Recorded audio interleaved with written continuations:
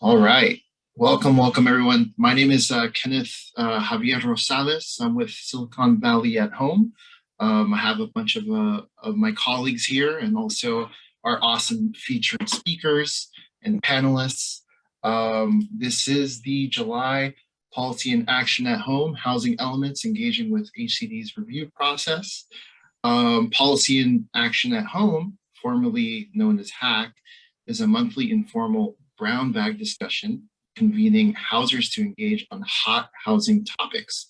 So every month, we actually select the topic or a current event, we bring in an expert to give a brief presentation and then open up the discussion to ask questions, float new ideas, and also identify potential areas of shared action. So we're going to give a land acknowledgement before we begin. So I would like to acknowledge the traditional, ancestral, unceded territory of the indigenous peoples of the Muwekma, Ohlone, Ramaytush, and Tamiya nations on which we are learning, working, and organizing today. We're committed to honoring and making visible the indigenous peoples and nations that were intentionally displaced from their land, who remain here in Silicon Valley and are a part of our community. So now I'm going to hand it off to Emily, my awesome coworker, who will go over ground rules and codes of conduct. Next slide, please. Thank you, Kenneth. Hi. So to cover the ground rules and code of conduct, we want to ensure that the conversations and relationships here today remain respectful and productive. So please be kind and courteous to each other with no rude comments or personal attacks. We encourage asking questions and listening as we learn and engage with each other. Please keep comments and questions focused on the housing elements and state enforcement, our topic today. Sometimes the chat can get a little lively. If you find us distracting from the content of the discussion, we encourage you to consider closing the chat temporarily. And now I will pass it off to Mathew Reed, our policy director here at SB at Home. Great, thank you so much, Emily. Welcome to everybody who is here. We're very pleased to have you. This month we are, if we could go back to the other screen. Actually the starting screen would be great. We are going to be talking about the next stages in the housing element engagement process locally here. We've had some lively discussions in the past, and we're super excited about the one that we're going to have today. And we're really looking forward to the next months and actually the next years as we create tremendous progress coming out of this process.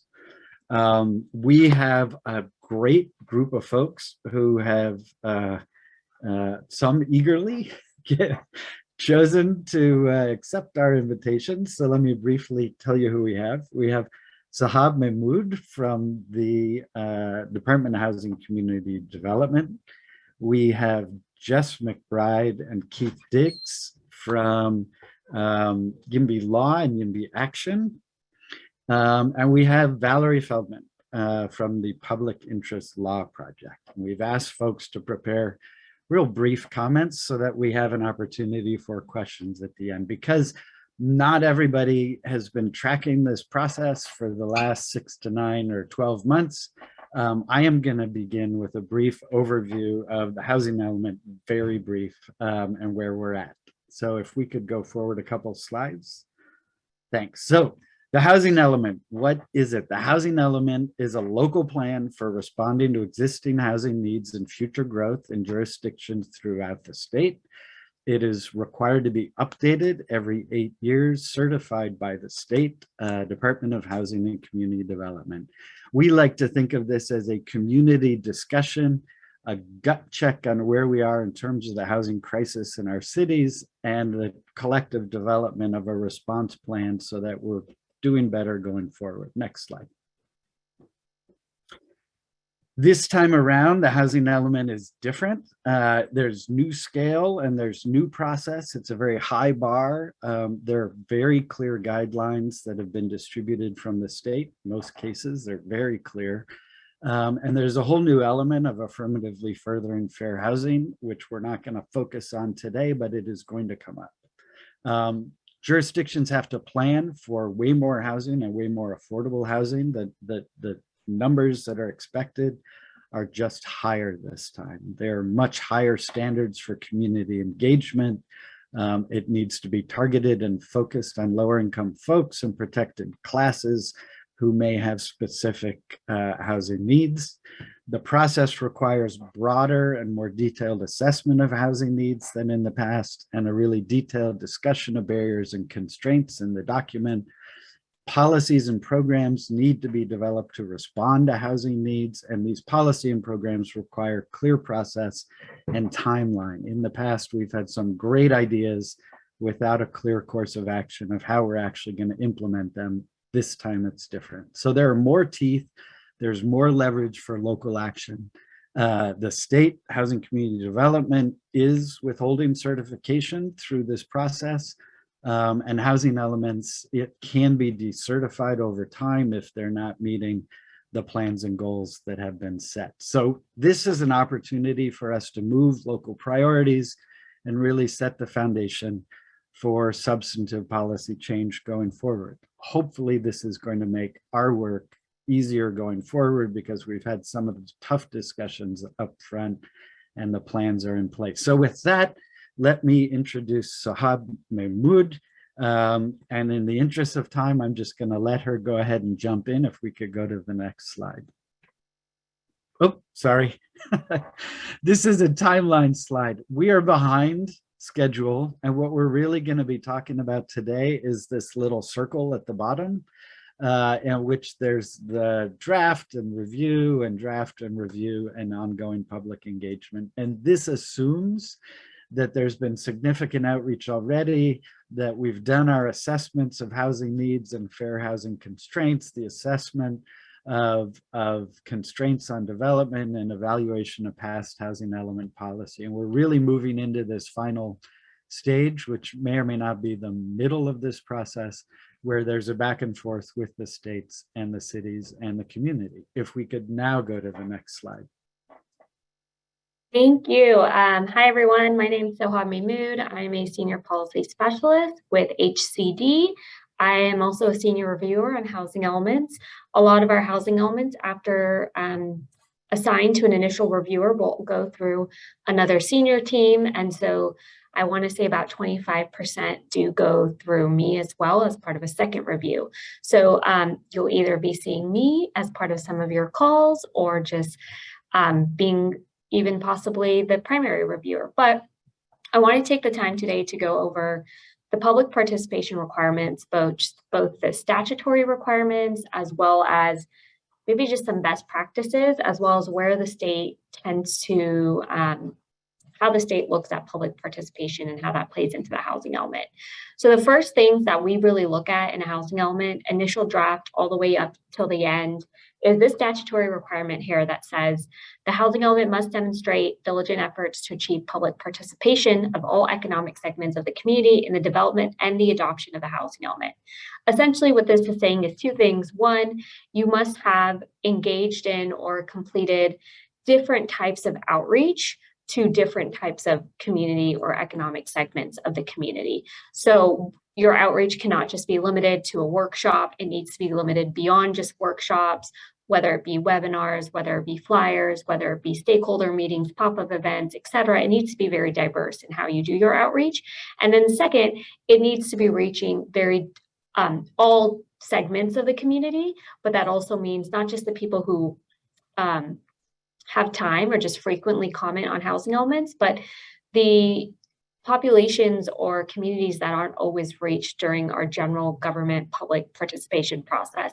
Lower income families, extremely low income households, people with special needs, people with persons with disabilities, stakeholders that represent these different types of population categories, service providers, developers, nonprofits, homeowners, renters, people living in, if especially when you're looking at fair housing, if you have communities that are considered high segregation and poverty, and they're considered racially and ethnically concentrated areas of poverty. These are key state indicators of certain communities that have disparate access to opportunities. There needs to be hopefully special focus and outreach on those communities as well. With that being said, another piece that we look at as required by statute as well, it's a very hard line, is that the initial draft, very first draft before coming to HCD, must be released to the public 30 days prior to HCD submittal. In addition, if you get comments in that 30-day process, that if you've received public comments in the 30-day process, the city must take at least 10 days to consider those comments before, again, submitting to HCD. So it could be a 40-day process before you getting to the initial HCD submittal. If this has not taken place, it is an automatic kickback of the housing element.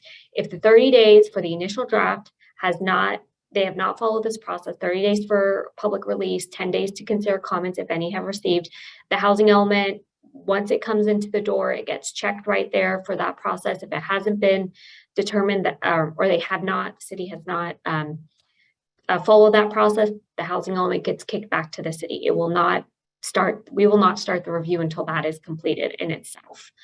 Next slide, please. So I went through that initial draft, or even before it hits our office, what will statutorily have to take place. This one particularly is another part of a new law that for revised drafts. So there was some mention about there will be some back and forth with HCD on the draft, even in the adopted. We've had back and forth with SCAG jurisdictions, Southern California jurisdictions, who are in the process right now, anywhere from 4 to 5 reviews for each city. So a lot of back and forth in that, all revised draft elements. So you get your findings back from HCD, you revise that element, must be posted for 7 days, and a link must be sent to all previously interested parties. A best practice in here is just, aside from this piece of legislation, just to be transparent, to engage the community, to make sure you're providing a real opportunity for the community to look at revisions, comment on revisions, provide feedback. You always just want to make the revisions available to the public, period. And 7 days, you could do even longer. Some jurisdictions do longer than just 7 days. But you make it available to the public and you send that link to all commenters, stakeholders, invitee lists, e-blast lists. Don't just limit it to interested parties. And additionally, you should advertise that the revision is out, not just sending a link, but, making sure it's on the website, making sure that, to the extent that you can, or the different venues that you have, making sure people know that you've made revisions to the draft. Please take a look. We're looking for more comments. Next slide, please. And then there's another statutory requirement. This states through affirmatively furthering for housing, AFFH, it states that the housing element must describe, so it must implement, meaningful, frequent, and ongoing public participation. So the key word here is ongoing. The housing element process, both the update process and the implementation for the next 8 years, should be an ongoing public community participation process. It shouldn't be just something you do on the initial draft or before the initial gets to HCD and that's that. It should be an ongoing process, and these are statutory requirements prescribed by law.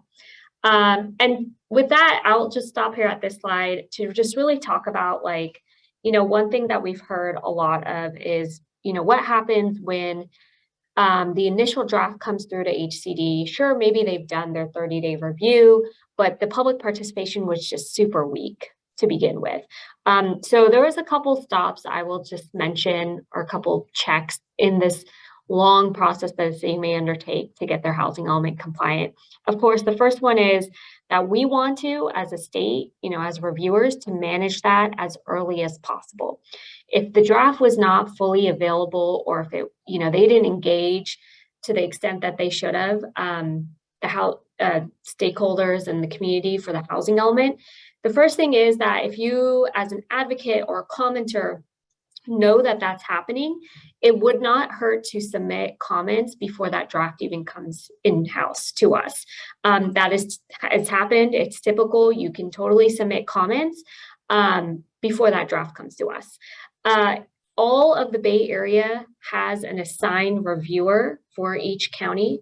And so you could always just contact your assigned reviewer and formally send an email letting them know that the public participation process has been weak, so that when that draft comes in-house, we know front hand that that process has been slim, and that we can address it early in the process, not towards the end of it. And then, of course, you know, we do our 30-day check to make sure that that draft, the initial draft, is available for 30 days. If not, it's getting kicked back. Also, in that initial draft review, we're checking to make sure that they've demonstrated that public outreach was diligent, it was to all economic segments of the public, and it was beyond 1 or 2 workshops, or, you know, a flyer, or a study session, and that was it with elected officials. And if we find that it wasn't really beyond those couple workshops, or 1 or 2, or just focused on elected officials, that draft gets a finding about public participation. At that point, a jurisdiction, it's important, and a jurisdiction could or should do this, that once they get that findings letter for that initial review, and they find, you know, we find them that their public participation as of what it looks like is inadequate, they should go ahead and engage in additional, they could go ahead and engage in additional public participation efforts to, you know, to address that finding and to also continue to engage the community. That revised draft that comes back to us, we still are going to check for that finding again. Did you go back, or did you, in whatever the capacity and the extent you can, engage the community, or demonstrate that you've engaged the community, you know, all economic segments, and you've made true diligent efforts to engage the community. Additionally, as they go through this process, you know, there's going to be, depending on the jurisdiction, a number of reviews, a number of finding letters. Right now, the average finding letter for Southern California jurisdiction is 3 to 4 finding letters, which means 60-day review processes, you know, a year time. In this whole process, there is plenty of opportunity, I believe, for advocates and the community and anyone involved in the housing element process to comment as part of the housing element findings letters that we issue.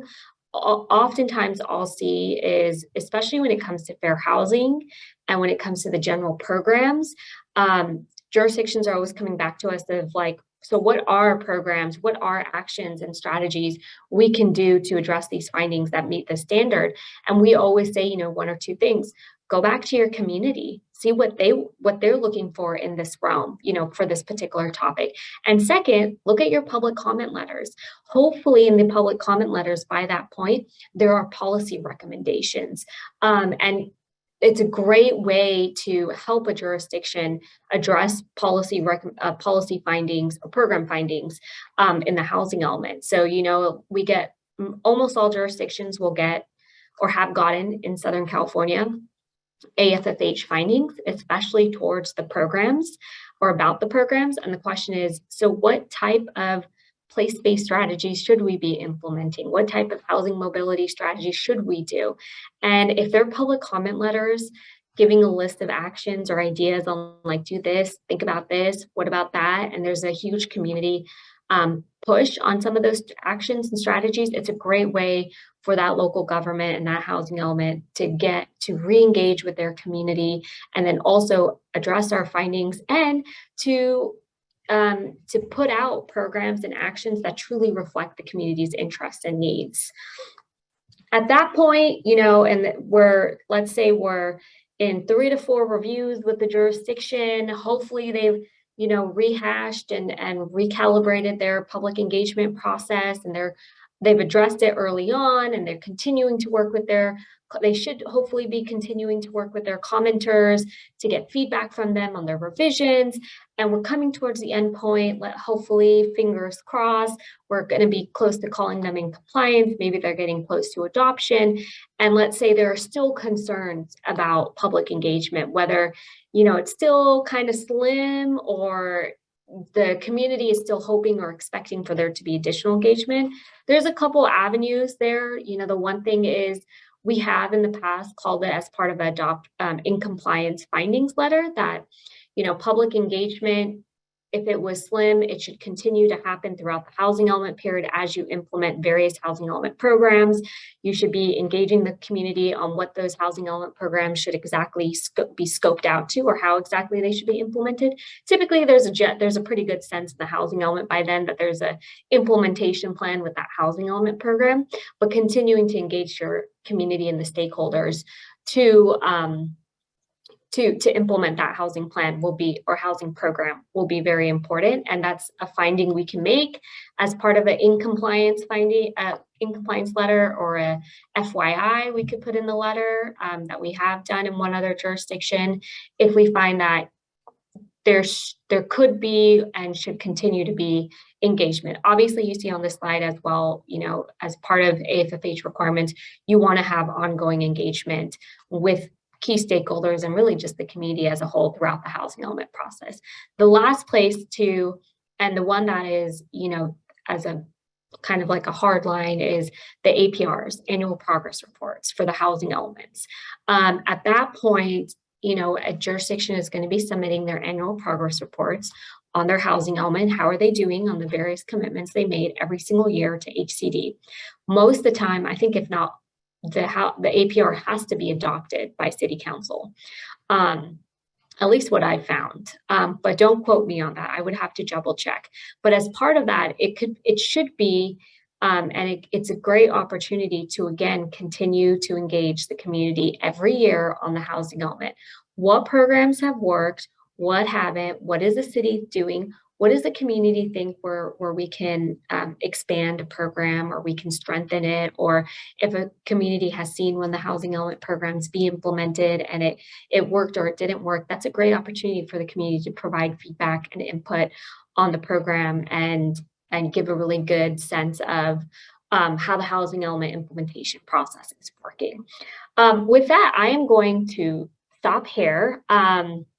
I also have a 12:30 hard stop. I apologize for that.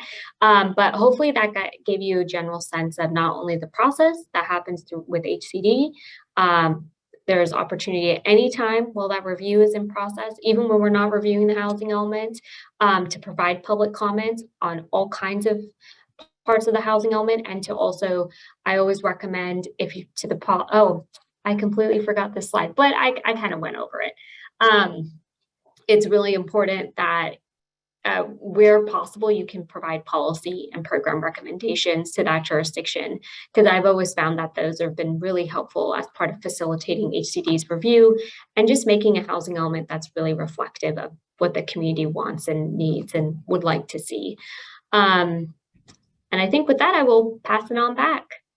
Great. So we just have a couple of minutes. So let me jump in. Let me just say, y'all, that Sohab has jumped out of her day to join us today. We're incredibly appreciative, but I think she has a room full of folks waiting for her to return. So let me just get a couple of questions that we had. One that just came in was, is there a public noticing requirement for when you all send your comment or deficiency response letter back to the city? How do we know when you've responded to them? No, so there's no public noticing requirement, but we do a couple things. So one is we post that public comment letter on our website.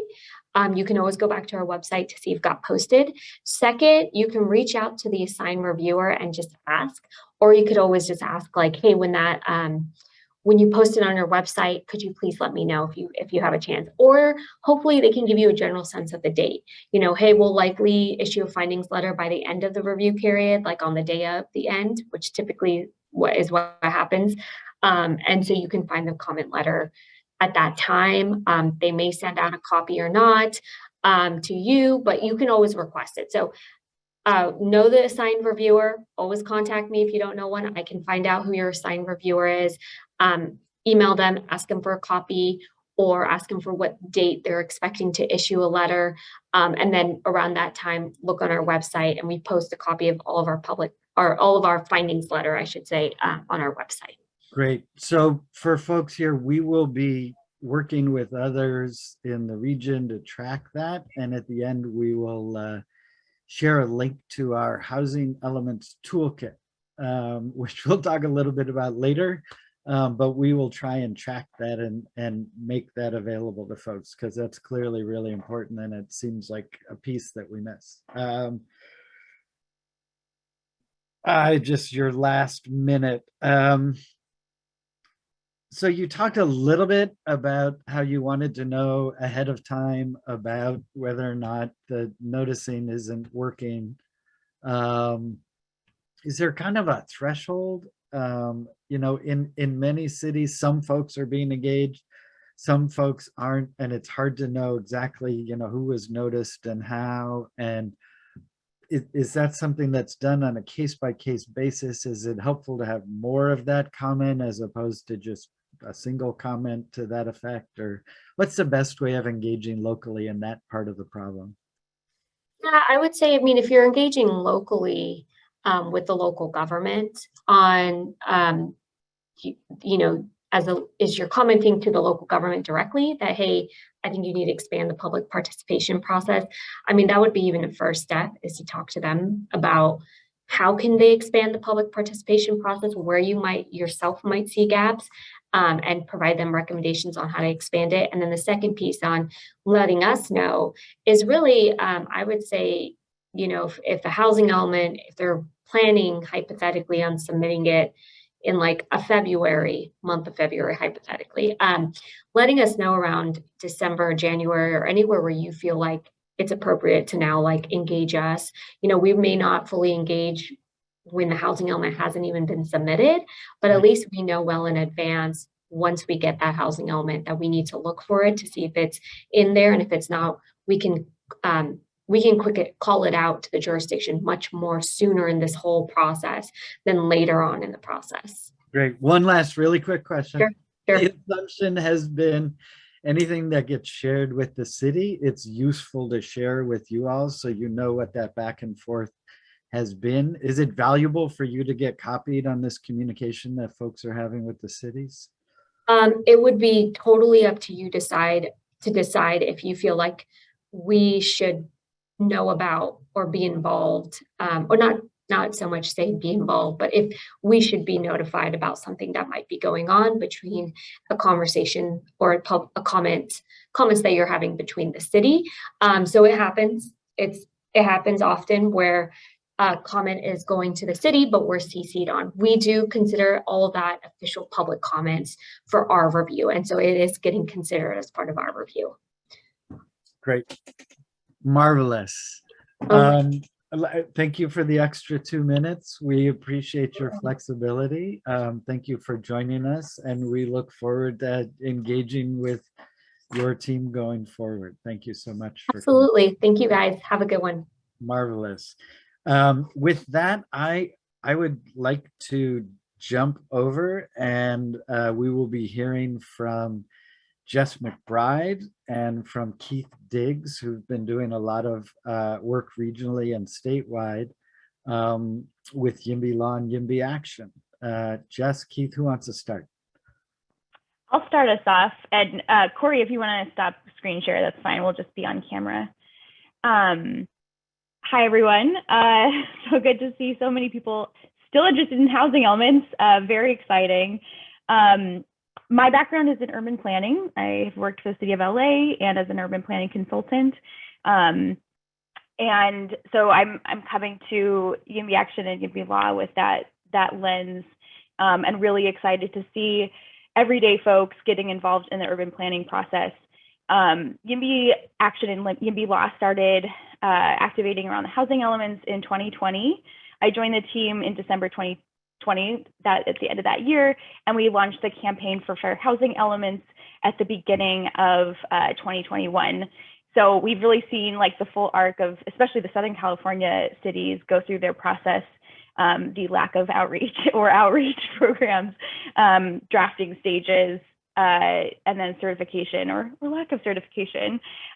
Keith Diggs is my colleague at YIMBY Law, and he is now the housing element manager. And so he has that ground level view.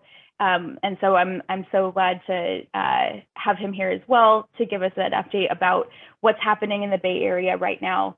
I love that, Matt, you gave us the sort of that rainbow timeline, which I loved. So kind of that's the general ideal timeline. Keith, what are you seeing as far as cities being on schedule or not in the Bay Area?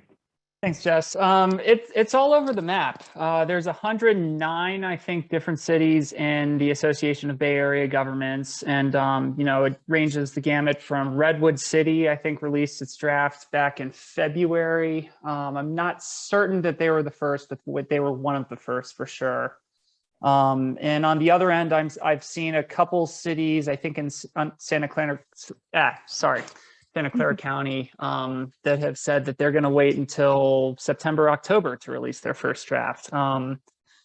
I think the cities that are waiting that long to release their first draft are going to miss the January 31st deadline. So we'll get into the consequences about that in a little bit. But right now, since time is of the essence, I can report that Los Altos, Santa Clara, South San Francisco, Belmont, Fremont, and then later today, we're expecting to see San Jose all have their housing element drafts in the public comment period. So if you've not done a housing element comment before and you want to get started, those are the cities to look at. So great, that's awesome. Yeah, we have a lot of the data and some posts and stuff about this on our website, fairhousingelements.org. So check that out, sign up for updates, etc. So I love that. Oh my gosh, having a housing element reviewer in the room was such a treat. I couldn't even believe it.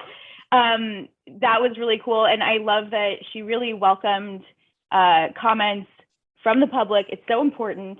That's really our bread and butter at the Campaign for Housing Elements, is really to get comments from you all about your city's housing element into that public domain, right? So when you write a letter, the HCD, our state, actually sees it and can see more of the puzzle, right, than from what they're receiving just from the city, right? A lot of our cities are like, we can't possibly build more housing. But I think our voices from the advocacy world are like, we need it. We need affordable housing. We need different kinds of housing in our city. And so they're getting a different message from us. So on that topic, if you're giving a housing element comment, providing review, what should we be looking at as advocates and watchdogs? So if you start Googling housing, there's so many different things you can look at. My number one piece of advice is focus on something that's important to you. I don't think it's realistic to expect everyone to understand the ins and outs of every single policy issue that there is in housing, and there are a lot of them. But you shouldn't let an issue you don't understand prevent you from weighing in on something you do understand, or you think you understand, or you want to understand better. The real thing that's going on with housing elements, with the YIMBY movement, is we have to change the political climate around housing production. We've underproduced for 50 to 100 years at this point.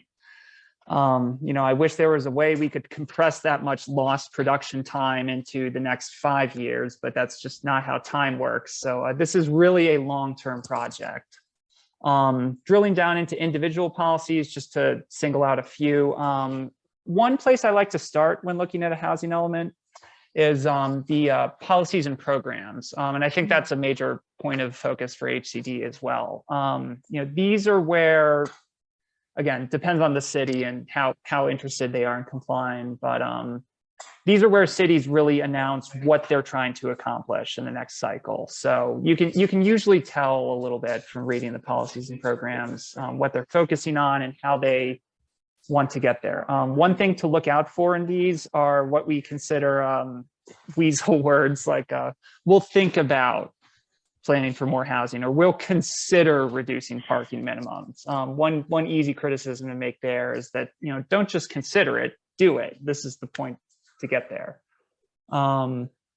Affirmatively furthering fair housing is another pretty popular component. This is new for the 6th cycle. As a lawyer, I can say it is completely untested in court. So don't be afraid of a little gray area with it. I think we all know basically what it looks like, and you can eyeball the maps that they have to produce in the housing elements. Look at where they're placing opportunity sites versus the concentrated areas of poverty and the areas of affluence, and make sure that they're trying to balance. I know there's been some discussion in the chat about the 1939 red line maps, and absolutely we want to undo those. Okay.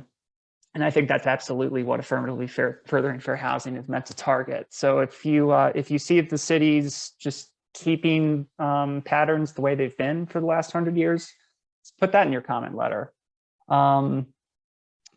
Site inventory, this is a little more technical, but a lot of people like to focus on this. One thing, I think more people tend to criticize bad sites because there are so many specific requirements in the housing element law. Once you become aware of them, it's easy to spot them in a housing element. One thing that I think is more productive can be promoting a good site that isn't included in the inventory. I hear a lot from affordable housing developers who want their sites to be included. And I can report, I have been told by a consultant that there is a real dynamic in some cities where they deliberately avoid listing some sites precisely because they don't want to be bound to rezone. So we're going to have to revisit that as a policy issue for the 7th cycle. But for now, some cities do want to change. And so if your city's receptive to including good sites, then you should push for that. I don't want to keep going on, Jess. I don't know if you want me to talk about parking or multifamily housing bans or. No, I'll just say for the participants in the chat in the meeting, if you want to put in your favorite policy that you'd love to see in your housing element, put them in the chat because we can all be inspired by all of our favorite policies. So, but yeah, whatever. I think the kernel here is whatever you're passionate about, as an individual, as a neighbor, as an organization, you don't have to have a comprehensive comment and have pages and pages. HCD would love if you just had a bullet point list of your favorite stuff that you want to see in the housing element. And that's a signal to them that there's constituent support for that. If the city is completely silent on it, they can push back on the city for that. So let's wrap up with, is the adoption of the housing element the end of the journey for the housing element advocate, or are there opportunities after the adoption for us to stay engaged and stay involved? It is definitely not the end. I love that Sohab, who I wish were still with us, emphasized the ongoing nature of public input in housing elements.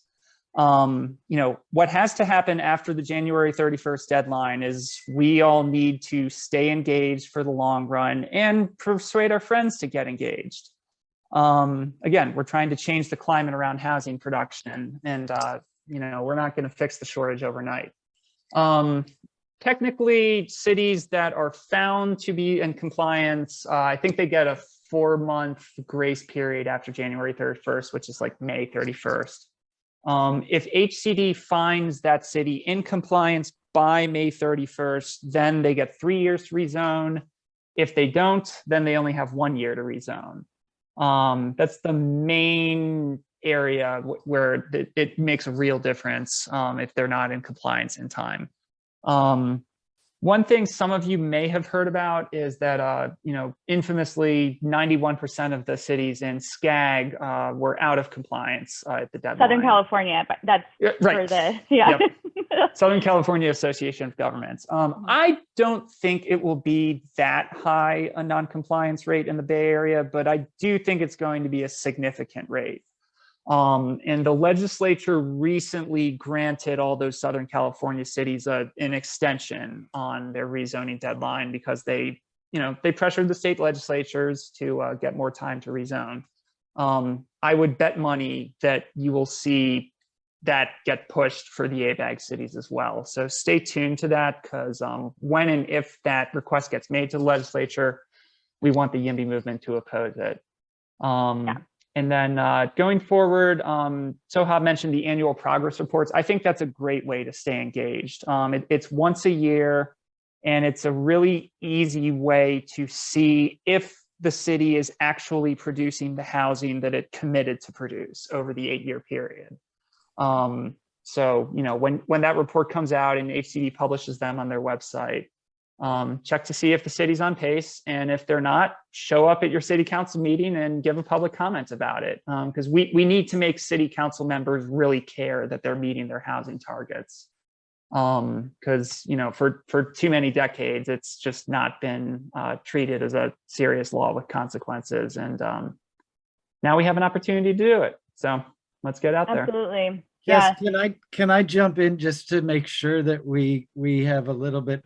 Oh yeah, we're wrapping up. My final thing is just that, yes to everything Keith mentioned. This is an ongoing process. It's a cultural change, a political shift that we're trying to be a part of. When the fifth cycle happened, 8 years ago, I was in planning school and heard nothing about the housing element update, nothing, as a student, as like a very engaged person. And so the fact that we have all of these, this like advocate attention on the housing element update is a change in and of itself. And I think gives us a lot of hope for the seventh cycle as well. So stay tuned, and yeah, let's get to some questions. Marvelous. So I want to introduce Valerie Feldman from the Public Interest Law Project, who has the luxury of a fair amount of exposure and experience in Southern California, and I believe Sacramento region, on the first phases of this. And we're really pleased to have her to give us a little more grounded context on kind of what's actually been happening. So could our team put the slides back up? She has a real brief slide at the end of the deck. Marvelous, thank you. Perfect, that's it. Hi, everybody, thank you. I will try to be very brief.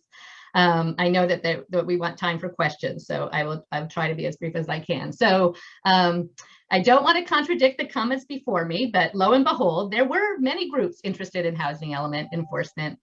It's sporadically throughout the state. I was engaged in my first housing element advocacy in 2002. Newly incorporated city in the region where I worked was developing their first housing element, so they were in between the third and the fourth cycle. And as public interest, as part of my job at Public Interest Law Project, where I work statewide on housing and land use issues, I've engaged in advocacy and litigation to enforce housing element, as well as the adoption of the housing element, as well as to force the implementation of programs in the housing element, all the way from Shasta, my favorite exclusionary communities, all the way from Shasta County to Encinitas. So I've had experience in the Central Valley. I started this work in the Sacramento region because I was working for legal aid in that area. So much smaller region than the ABAG region. Also much earlier in the planning process. So SACOG, the Sacramento region, has already, for the most part, adopted their sixth cycle elements, not uniformly. There are a few that have lagged behind. So we kind of learned from what experiences were creating obstacles to compliance in that region, and applied some of those learning experiences to the SCAG region, the Southern California region, where not only is the volume of housing elements quite different, right? We're talking about hundreds of jurisdictions rather than 24 jurisdictions. We're talking about a history of many of those jurisdictions being like woefully out of compliance with state law. So not only trying to bring themselves up to date with what the current law requires, but have kind of failed in the past to meet what we would call kind of a lower bar in the past. So it created quite the learning curve. There also was a lot of controversy about the assigned housing need in Southern California. So instead of focusing on developing their housing elements, many of the jurisdictions were fighting with the local COG about whether or not that RHNA was correct for their individual community, and numerous appeals were filed. So instead of kind of working on their appeals at the same time as developing their housing elements, they waited for all of the appeals to be decided and denied before they focused on housing element creation. So it caused a lot of delay in the Southern California region. And ABAG doesn't face those same obstacles. ABAG is in a position where We don't see the same appeals for the RENA. We certainly have the benefit of numerous HCD guidance on the new changes to the law that was not available. When the SACOG region was developing their housing elements, there still wasn't guidance from the state on AFFH, which is a huge new component of housing element. So without that guidance, consultants and planning staff were struggling to figure out what the law required. So the benefit for the ABAG region coming a little bit later or their planning period starting a little bit later is that you have the benefit now of HCD guidance and HCD reviewers having more experience. HCD has more staff now than they ever have had before. For many reviewers, the the sixth cycle was the first housing element they were ever reviewing. So they've now had the experience of reviewing the elements in the northern part of the state, in the SACOG region, in the San Diego region, in the Los Angeles and Orange County region. So there's a lot more experience and a lot more better understanding, I would say, of what the housing element requirements impose on jurisdictions. So I just wanted to quickly highlight a few points. I may not even cover all, just the minimum 5 that I included here. One is everybody participating has more expertise in your community and has more to offer in terms of comment and review than any HCD reviewer, right? HCD reviewers may not all be located in Sacramento any longer because of remote work, but they cannot know intimately the planning practices and the obstacles to construction in 538 different jurisdictions. So they're counting on comments from the public to be able to adequately assess whether or not a housing element complies with the law. They need your comments. Do not feel like not being an expert in housing element law means that you don't have something very valuable to share. You have the history of what's occurred in your jurisdiction that plays a part in what could be expected in the future, right? Typically jurisdictions who have created obstacles to construction, I focus primarily on affordable and accessible housing. Jurisdictions that have created obstacles to that type of development in the past do not typically change overnight. And so sharing those stories and past campaigns and lack of success in campaigns with HCD is an important point. The other point I'll make briefly to make sure we have time for questions is that this work, like every other work you've probably engaged in, is based on relationships. Building relationships with the HCD reviewer so that they know you're interested, that you make contact with them. After you submit your comment letter, you reach out to see if you can discuss the comment letter. Sometimes our comment letters are not as clear as we think they are, and some points might be lost. And so having a follow-up conversation with the HCD reviewer can be really valuable. And creating those relationships with the planning staff or consultant who's working on the housing element.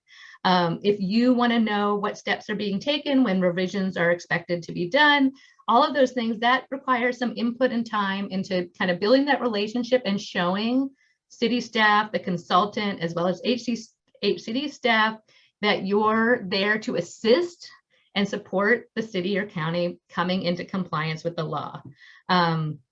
And I think, as just Keith mentioned on, you do not have to cover every part of a housing element in your comment letter.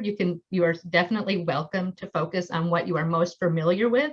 I have written very lengthy comment letters that HCD did not always welcome with open arms. You know, they're looking at a 500-page document and they have my 50-page letter at the same time to review. So I think what Jess has suggested is bullet points. I've done a table of contents. I've done an executive summary, anything to kind of show these are the primary areas of our concern, even though we might touch on numerous different parts. And the last point I'll make is that highlighting areas of non-compliance is extremely helpful, but also offering possible solutions, like what are the programs you would like to see that would comply with the law, I think is really carefully considered by HCD when they turn to the city or county and say, your programs are deficient. It seems like you need stronger programs. Hey, did you see the suggestions in this comment letter? It really puts the city or county on the spot to say, yes or no, that would not work for our community. And if they can't say why it wouldn't work, that program is likely to be incorporated in their housing element. So I'll stop there. I'm happy if any questions that are like appropriate for me come my way, but I know that we only have a little bit of time for that left. Great. So one that did come up, Valerie, is this kind of timing question. What if you write a brilliant letter, you have a committee, and it outlines all the problems and proposes solutions,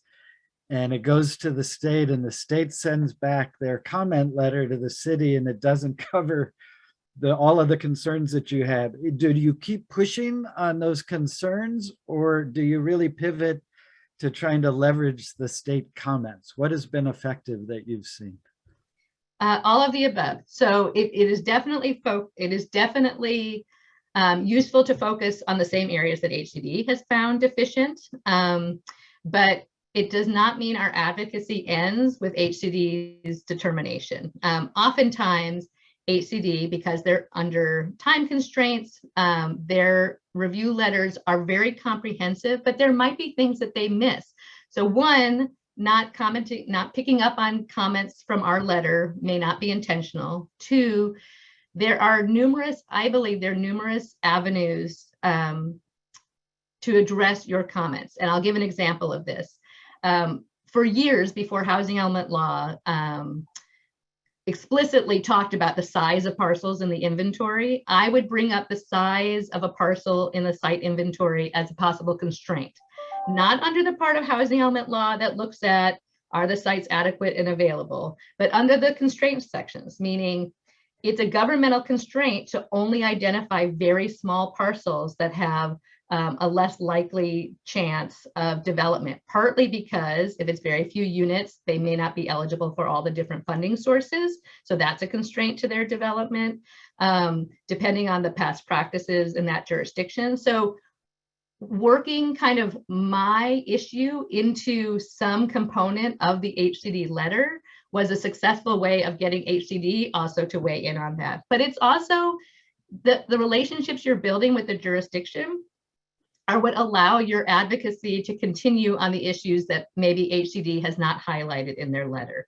For the most part, if it's an area that is inconsistent with what the law requires, obviously HCD is not going to say a program is not going to be the most effective one, and therefore you can't have it in your housing element. They're looking at what's required by the law. That does not mean your advocacy shouldn't focus on what you think would be the most effective program. So I hope that's clear. HCD is looking at, is there a timeline? Is there a responsible party? Does it address one of your constraints? Yeah. But you can focus on what would be most effective. Right. Great. They have said that. They're not going to tell people what to do, but they'd love to know that there's a discussion ongoing. Keith and Jess, we are really tight on time. I'm wondering if you have a kind of a, this is the best strategy. One thing that has come up locally is it better to have kind of collective comment with an organizational backing? Is it better to have a lot of individual comments that echo common concerns? And I'm just wondering what YIMBY Action and YIMBY Law's strategy is going to be on this going forward. And if you can make sure that you put the link to the Campaign for a Fair Housing site, which is a tremendous resource, and we will be putting the link to our housing element toolkit as well. There's no shortage. For Santa Clara County, we will be covering the jurisdictions in the county. You can go there now to see the status of the different housing elements as well. So sorry about that. Keith, Jess, what do we do to be most effective now and in the coming weeks and months? Yeah, all good. I agree. Multiple letters is, you think not effective. I mean, we've definitely done both. We have had, especially when we were working down in Southern California, we would have a letter that would come from, Abundant Housing LA, and we would put our, we would co-write that with them, put our YIMBY Law logo on that. Any other local chapters that would want to chime in, like Turns for Everyone or something like that. So there is something nice about we're a group of people and we're submitting this more maybe formal letter. But we also encouraged every volunteer to, write their own letters as well. Maybe not boilerplate, copy paste, but I do think, kind of the chorus of voices can be effective to convincing cities, convincing HCD that there are multiple people, not just the professionals who are paid to do a letter. Keith, do you have anything to add on that? Yeah, I think the important thing to keep in mind here is that the housing element is a tool, it's not an end. So we have housing elements because we want housing, and so we have to keep that in mind. I think we take a yes and approach at YIMBY Law and YIMBY Action. I mean, like, it certainly helps to have big organizations weigh in and send in a multiple revised letter that's like really drilled in on a few points. I also think it helps to have, ideally, everyone in the community who's mad that the rent is too high writing their city council complaining that the rent is too high and asking for more housing to be built. We need to try everything because, again, we're up against 50 to 100 years of underproduction, and you have to look at time as a dimension in this space as well.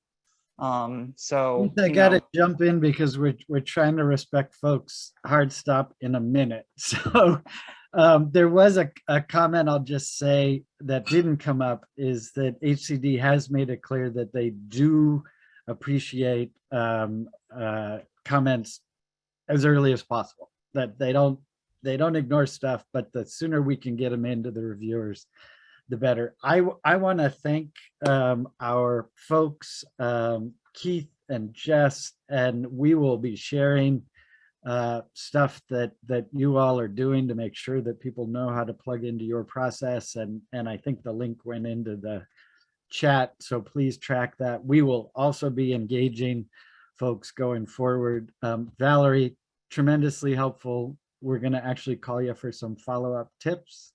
I just want to let folks know that actually next month we are going to be focusing specifically on anti-displacement and tenant protection policies and programs that are also a key element of the affirmatively furthering fair housing requirements in housing element law. And so we'll have a discussion about how that is working locally as well, and we hope you all can join us. There is a poll that should have popped up on your screen.